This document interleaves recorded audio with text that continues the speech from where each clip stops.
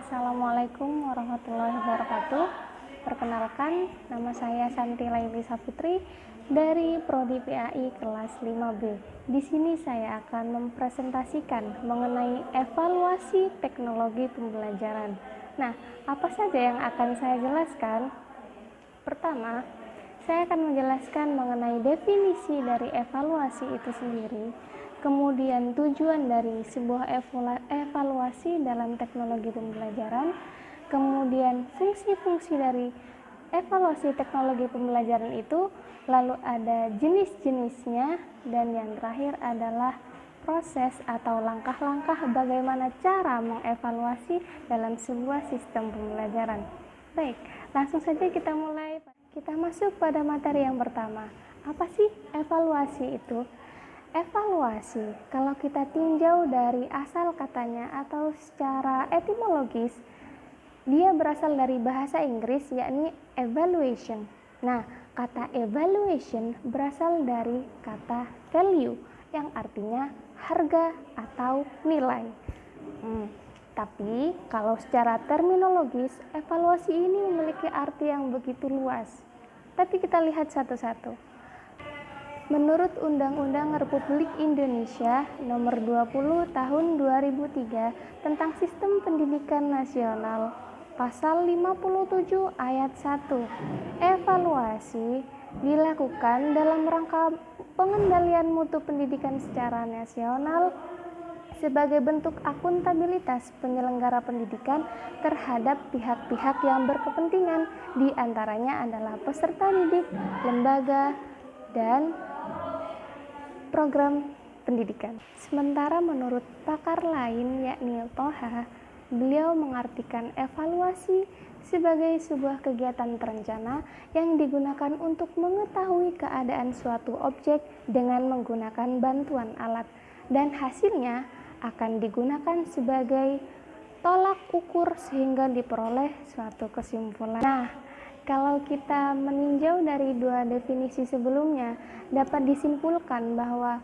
evaluasi adalah segala proses yang diupayakan untuk menilai suatu objek guna mengambil sebuah keputusan. Sementara dalam pembelajaran, evaluasi adalah sebuah proses pemberian pertimbangan tentang arti dan nilai atas suatu tingkatan prestasi atau pencapaian suatu pembelajaran. Pemberian pertimbangan ini didasarkan atas hasil pengukuran dan penilaian banyak aspek, diantaranya meliputi inputnya, prosesnya, outputnya, dan yang terakhir adalah dampaknya dari suatu pembelajaran. Jadi dengan evaluasi kita bisa tahu bagaimana kualitas dan kapasitas peserta didik, serta apa saja yang harus dilakukan untuk mencapai atau bahkan meningkatkan suatu program pendidikan. Nah, setelah kita mengetahui definisi dari evaluasi itu sendiri, kita masuk pada materi yang kedua yakni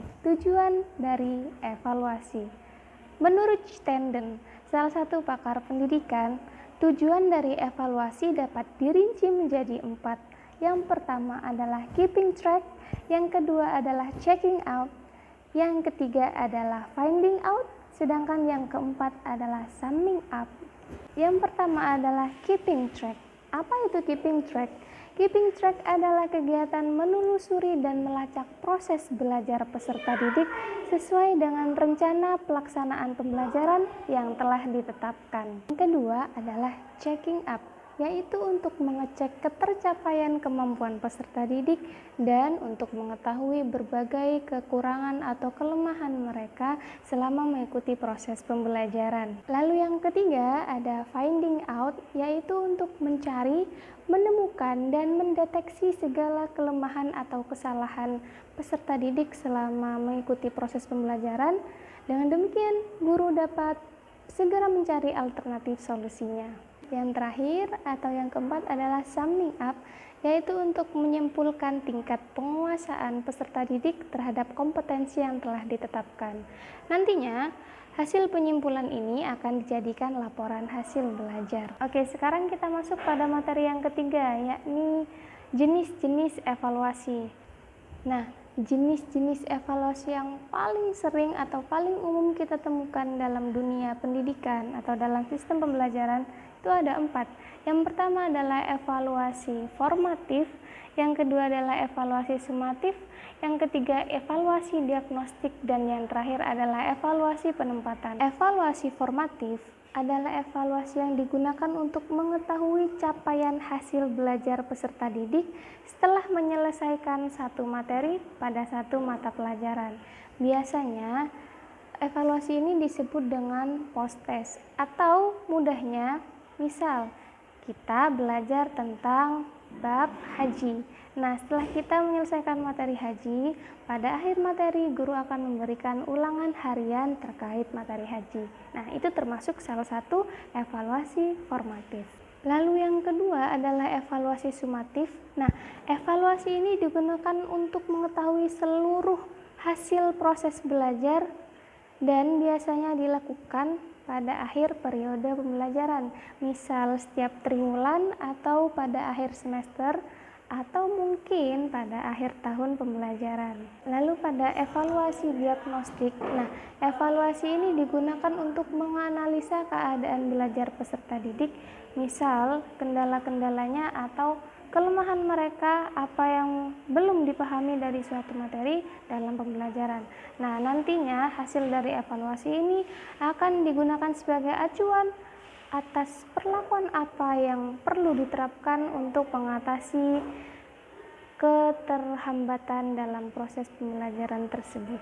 Nah, sementara pada evaluasi penempatan, sesuai namanya, evaluasi ini digunakan untuk mengetahui penempatan yang tepat bagi peserta didik berdasarkan kemampuan mereka, keterampilan mereka, serta minat dan bakat mereka. Biasanya, evaluasi ini dilakukan pada awal atau sebelum proses pembelajaran dimulai. Sekarang kita masuk pada materi yang keempat, yakni adalah fungsi dari evaluasi.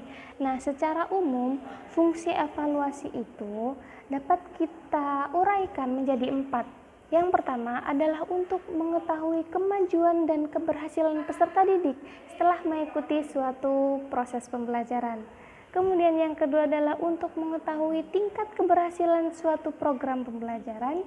Yang ketiga adalah untuk keperluan bimbingan dan konseling. Sementara yang keempat adalah untuk sebagai acuan dalam melakukan pengembangan atau perbaikan kurikulum dari suatu sekolah atau lembaga pendidikan yang bersangkutan.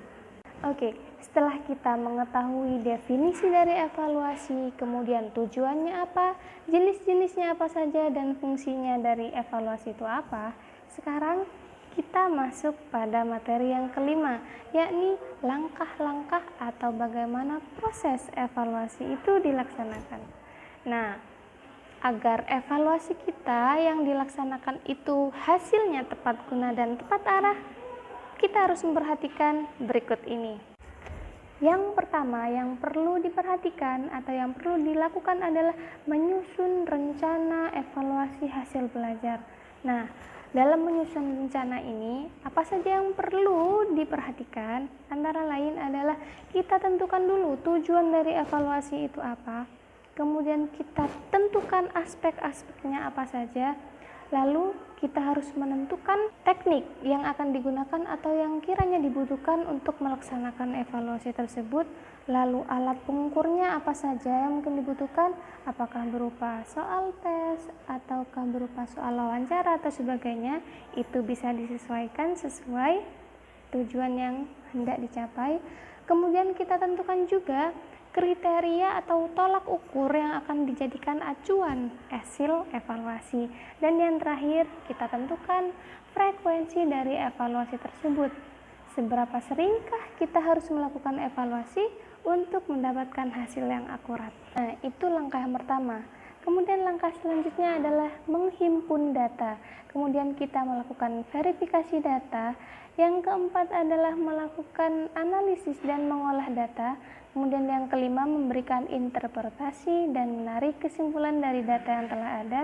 Kemudian yang terakhir adalah menindaklanjuti hasil evaluasi tersebut. Oke, Hal penting lainnya yang perlu diperhatikan ketika hendak melakukan evaluasi setelah kita mengetahui langkah-langkahnya.